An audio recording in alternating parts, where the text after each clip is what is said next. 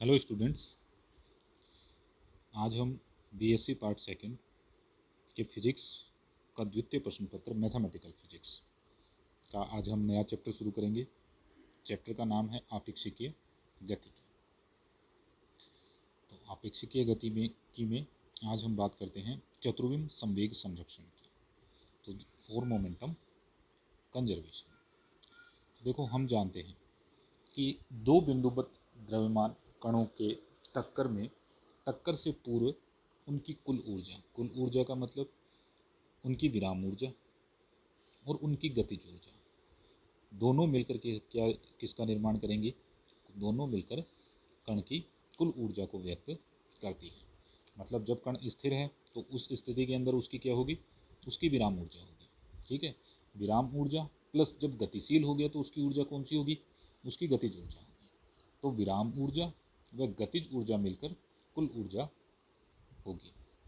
तो हमने कहा टक्कर से पूर्व कुल ऊर्जा तथा संवेग टक्कर के पश्चात कुल ऊर्जा एवं संवेग के योग के बराबर होती है। अर्थात संयुक्त रूप में कुल ऊर्जा तथा संवेग टक्कर के दौरान निश्चल रहती है। इसे हम चतुर्विम संवेग संरक्षण का नियम कहते हैं। ठीक है, तो हम जानते हैं कि यदि हम चतुर्विम संवेग की बात करें तो चतुर्विम संवेग का चौथा घटक जो होता है वो कुल ऊर्जा को व्यक्त करता है, जबकि अन्य घटक आकाशीय घटक को व्यक्त करते हैं। इसका मतलब ये हो गया, अगर चौथे घटक को छोड़कर हम बाकी तीन घटकों की हम बात करें तो तीन घटक जो होते हैं वो आकाशीय घटक होते हैं। ये आकाशीय घटक जो है वो संवेग संरक्षण नियम को शो करते हैं, और चौथा घटक जो है वो कुल ऊर्जा का होता है। तो चौथा किसको रिप्रेजेंट करता है? ऊर्जा संरक्षण को रिप्रेजेंट करता है। यदि हम संवेग संरक्षण का नियम तथा ऊर्जा संरक्षण का नियम इनको हम एक साथ डिनोट करें तो उसे हम नाम देंगे चतुर्विम संवेग संरक्षण का नियम कहते हैं।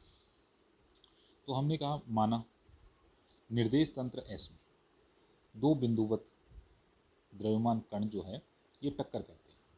टक्कर से पूर्व उनका चतुर्विम संवेग p1 म्यू एवं p2 म्यू है, तथा टक्कर के पश्चात उनका चतुर्विम संवेग कितना हो जाता है?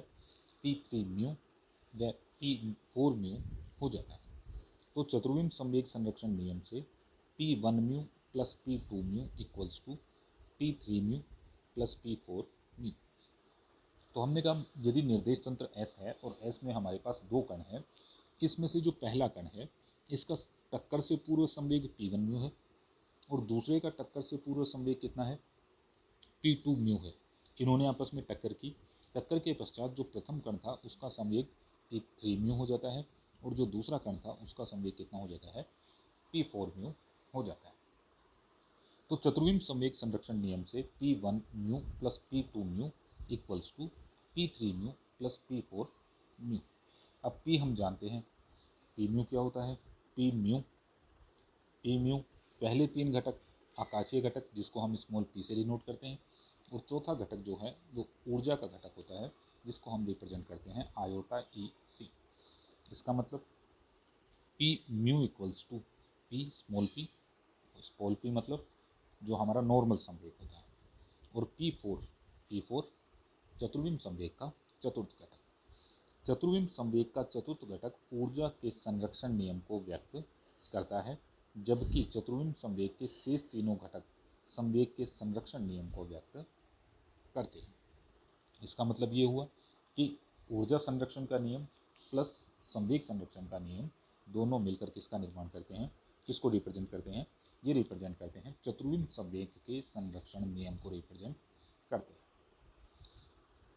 हमने कहा, अब एक अन्य निर्देश तंत्र एस डैश हमने लिया। निर्देश तंत्र एस डैश जो निर्देश तंत्र एस के सापेक्ष प्लस एक्स दिशा के अनुदिश नियत वेग v से गतिशील है में दोनों कणों की टक्कर को प्रेक्षित करते हैं। पहले हमने लिया निर्देश तंत्र एस में, निर्देश तंत्र एस के अंदर हमने दोनों कणों की टक्कर के ऑब्जर्वेशंस लिए, उनके प्रेक्षण लिए।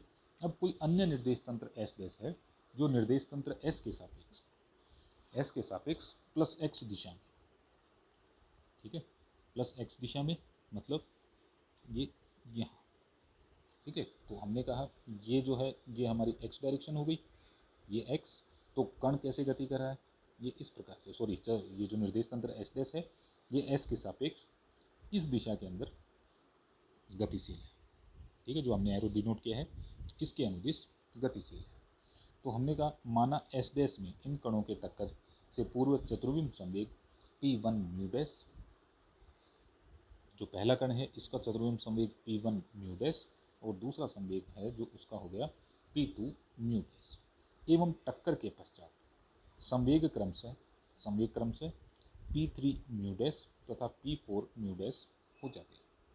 ठीक है, तो ये पहले कण का टक्कर से पूर्व संवेग, ये दूसरे कण का टक्कर से पूर्व संवेग, ये तीसरे कण का पहले कण का टक्कर के बाद में संवेग, और ये दूसरे कण का टक्कर के पश्चात संवेग। अब हम बात करते हैं इनके रूपांतरण की। तो निर्देश तंत्र एस के सापेक्ष निर्देश तंत्र एस डैश में चतुर्विम संवेग के रूपांतरण समीकरण जो है वो इस प्रकार से लिखे जाएंगे, जो हमने पहले भी इनको रिप्रेजेंट किया है।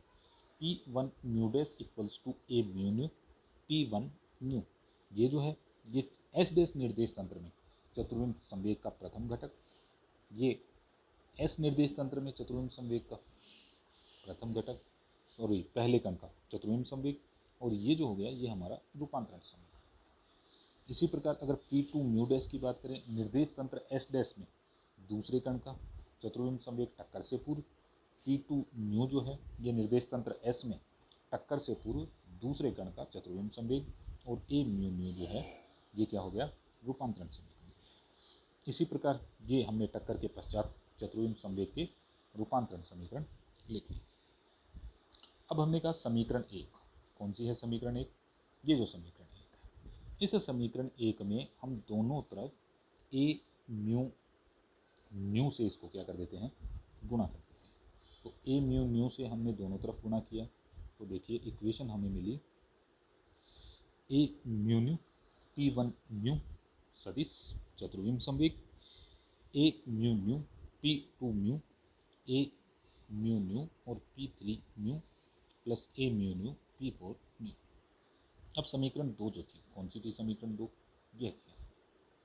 ठीक है, तो हमने ये जो टर्म थी इसके स्थान पर ये लिख दिया, इसके स्थान पर हमने ये लिख दिया, इसके स्थान पर हमने ये लिख दिया, और इसके स्थान पर ये टर्म। ये हम कहाँ से लेके आई, जो हमारी समीकरण नंबर दो थी उससे हमने ये वैल्यूज रखी। तो हमने कहा यदि निर्देश तंत्र एस चतुर्विम संवेग के संरक्षण का नियम वैध रहता है तो निर्देश तंत्र एस डैश में चतुर्विम संवेग के संरक्षण का नियम वैध रहेगा।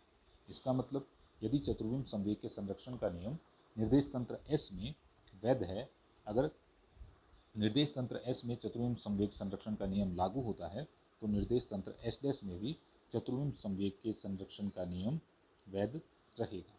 अतः चतुर्विम संवेग सभी जड़त्वीय निर्देश तंत्रों में संरक्षित रहता है।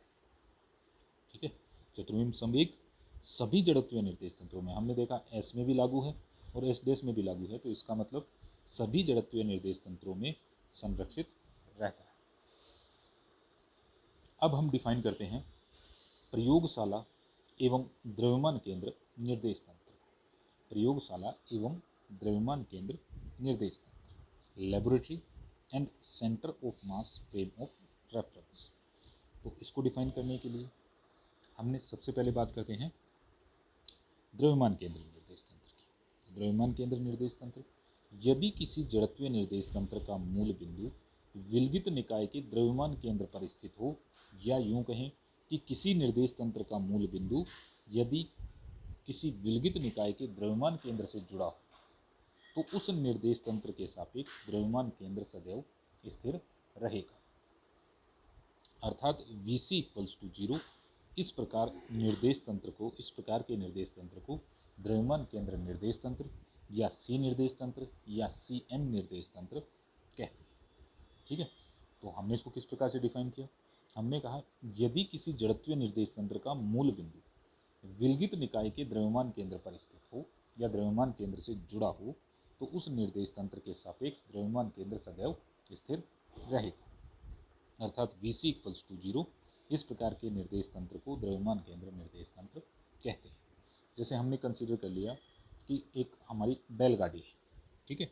इस बैलगाड़ी में ये जो है ये मान लीजिए हमारा बैल हो गया और इसको हमने जोड़ रखा है, ये हमारी गाड़ी हो गई, ठीक है। ये तो हो गया ओक्स और ये हमारी हो गई कार्ट, गाड़ी। अब ये दोनों ऐड हैं, अगर इसके रेस्पेक्ट में हम इसको देखें तो ये हमेशा कैसा रहेगा, ये स्थिर रहेगा, ठीक है। तो इसलिए हमने कहा कि द्रव्यमान केंद्र जो है, द्रव्यमान केंद्र निर्देश तंत्र में द्रव्यमान का केंद्र सदैव विराम अवस्था में रहता है, अर्थात Vc इक्वल्स टू 0। और ये जो चीज़ है ये हमें हमेशा याद रखनी है कि द्रव्यमान केंद्र निर्देश तंत्र में द्रव्यमान का केंद्र सदैव विराम अवस्था में रहता है, तो Vcm इक्वल्स टू 0।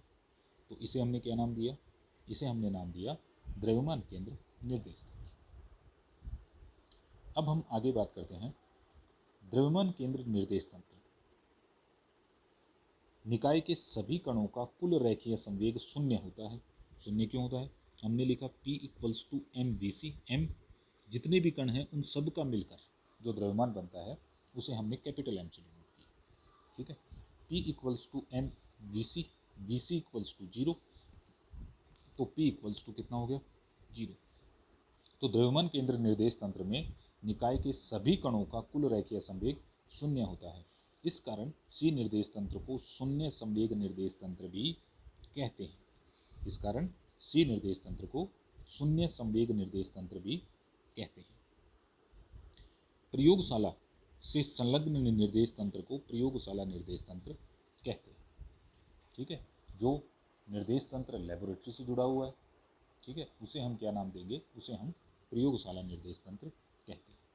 भौतिकी की कुछ समस्याओं का हल प्रयोगशाला निर्देश तंत्र में करना कठिन होता है, परंतु उनको सी निर्देश तंत्र में हल करना सरल हो जाता है। जैसे कणों की जो प्रत्यास्थ टक्कर है, इलास्टिक कोलिजन ऑफ पार्टिकल्स, इसको हम प्रयोगशाला निर्देश तंत्र में हल करने की बजाय अगर हम इसे सी निर्देश तंत्र में हल करते हैं तो इसका हल सी निर्देश तंत्र में या द्रव्यमान केंद्र निर्देश तंत्र में आसानी से किया जा सकता है।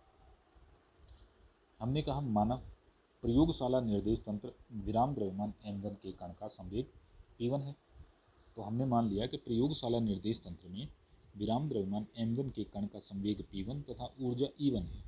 यह विराम द्रव्यमान m2 के एक स्थिर कण जिसकी ऊर्जा E2 है से टक्कर करता है।